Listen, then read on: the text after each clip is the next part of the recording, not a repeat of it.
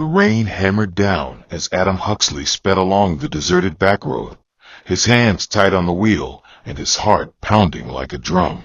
The headlights cut through the darkness, casting shadows on the thick forest lining either side of the road.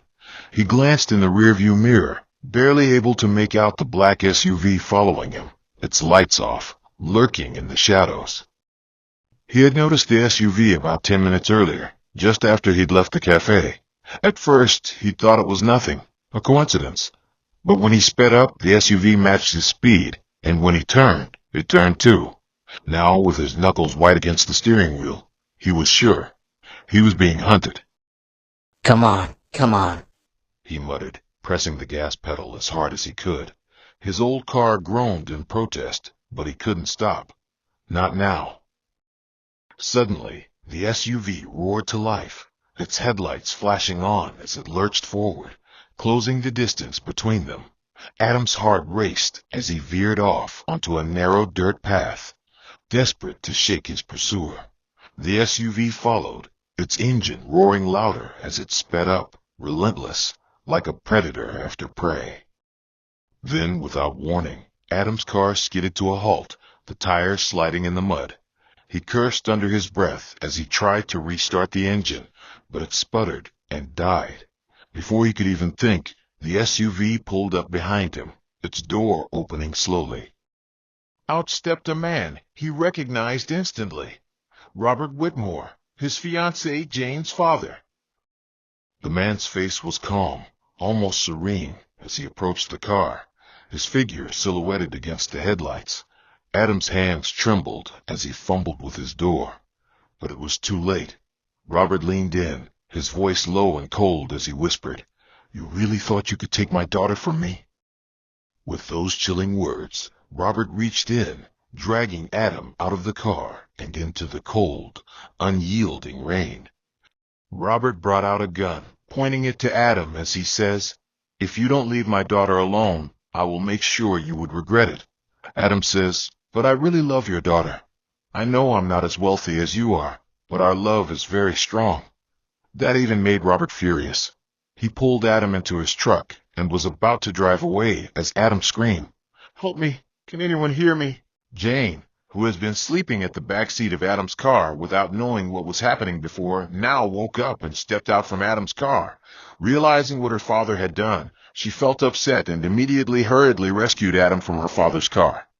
As Adam and Jane walked through the woods, leaving her father behind, they were filled with a sense of relief and disbelief. But just as they reached the road, the headlights of another vehicle flashed in the distance. A police car pulled up, and 2 officers stepped out, their expressions serious. "Adam Huxley?" one of the officers asked, shining a flashlight in his face. "Yes," Adam replied, his voice filled with confusion. "We need you to come with us. You're under arrest for attempted extortion," the officer said, pulling out handcuffs. "What?" Jane exclaimed, stepping forward.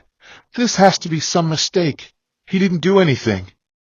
The officer held up a piece of paper, a signed complaint from Robert Whitmore, claiming that Adam had threatened to ruin his reputation if he didn't pay him off to stay away from Jane. "That's a lie," Jane cried. "My father's trying to frame him." Adam's mind raced. He knew this was Robert's last desperate attempt to keep him out of Jane's life. Even though Robert had given up in the woods, he wasn't done fighting. The man was powerful and connected, and he was playing his final card. But Jane wasn't willing to give up either. As the officers led Adam to the car, she turned to him, her voice determined. "I'll get you out of this, Adam. We're going to fight back, together." The officers took Adam away, but Jane was already making calls, determined to clear his name and expose her father's schemes. In that moment, she realized that her father's control would end only when she took her life into her own hands, facing the full force of his manipulation. It was the beginning of a new battle, but this time, Jane and Adam were prepared, and they were ready to face whatever twists lay ahead, together. As Jane watched the police car drive away with Adam, her heart pounded with a mixture of fear and anger. She knew her father had orchestrated this, He had underestimated how far she was willing to go to be with the man she loved. Determined, she dialed the number of the only person she believed could help, her mother, Jane Whitmore. Lillian and Robert had been separated for years, their marriage fractured by his obsessive need to control every aspect of their lives. Though they rarely spoke, Jane knew her mother still had contacts within Maplewood's legal world and wasn't afraid to stand up to Robert. The phone rang twice before Lillian picked up, her voice warm but concerned. "Jane, it's late. What's wrong?" "Mom, I need your help," Jane said, her voice trembling. "Dad, he's had Adam arrested. He's accusing him of extortion to keep us apart. I don't know what to do." There was a pause on the other end, then a sigh. "I always knew your father wouldn't let go easily," Lillian said quietly. "But framing Adam, that's going too far, even for him. I'll make a few calls. Meet me at my house in an hour." Jane wasted no time, racing through the dark streets to her mother's house. When she arrived, Lillian was already on the phone, speaking in hushed tones to someone she referred to as Judge Henderson. Lillian ended the call and turned to Jane, her eyes steely. "I have a plan," she said, her voice calm and calculated. "Your father's influence only reaches so far, and if we're smart, we can expose him.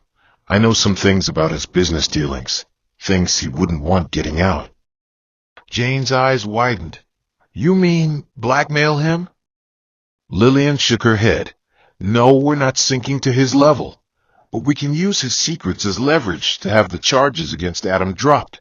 Robert's powerful, but he has skeletons in his closet. If he won't listen to reason, maybe the threat of exposure will be enough." The next day, Lillian and Jane met with Robert's lawyer, a longtime friend of his named Mitchell Graves. They confronted him with files Lillian had gathered over the years, evidence of Robert's questionable dealings, backdoor business deals, hush money payments, and even a few missing clients who'd mysteriously disappeared from his records. Mitchell's face went pale as he flipped through the documents. "Lillian, if you go public with these, it could ruin him." "That's exactly what I intend to do if he doesn't back off," Lillian replied firmly. "Robert has gone too far this time. He's trying to destroy an innocent man just to control our daughter's life." Mitchell hesitated, then sighed, as if a heavy weight had been placed on his shoulders.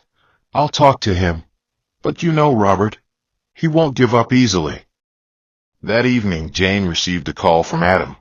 He had been released, the charges quietly dropped, though Robert's influence had left a warning in the air. They both knew it wasn't over. Robert wouldn't let this go without a fight. As they met at Jane's apartment, Adam pulled her close, his voice filled with a quiet determination. "Are you sure you want to go through this, Jane? Your father will do whatever it takes to keep us apart." Jane met his gaze, her eyes fierce. "I don't care, Adam. He's already taken so much from us. It's time we stand up to him." Together, they began gathering their own evidence, recording calls, collecting emails, and speaking with people Robert had crossed over the years. Piece by piece, they built a case against him, not just to clear Adam's name, but to reveal the true extent of Robert's manipulation. Finally, the day came. They had enough evidence to take Robert to court, and the case was set to make waves in Maplewood. Robert fought back viciously, his legal team throwing every resource at them. But with Lillian's support and Jane's determination, they pressed forward. In the end, Robert's empire crumbled. Exposed in court, he had no choice but to face the consequences of his actions, both personal and professional. His power was stripped away, leaving him a shadow of the man he once was. As they walked out of the courtroom hand in hand, Jane and Adam felt a sense of freedom they had never experienced before. They had won not just against Robert, but against the weight of his control. Jane took a deep breath, looking up at Adam with a smile. "We did it. It's finally over." Adam wrapped his arm around her, his voice filled with relief. "Now we can start our life, on our own terms." And with that, they walked away, leaving Robert's legacy behind, ready to begin their new life together. free from the chains that had once bound them.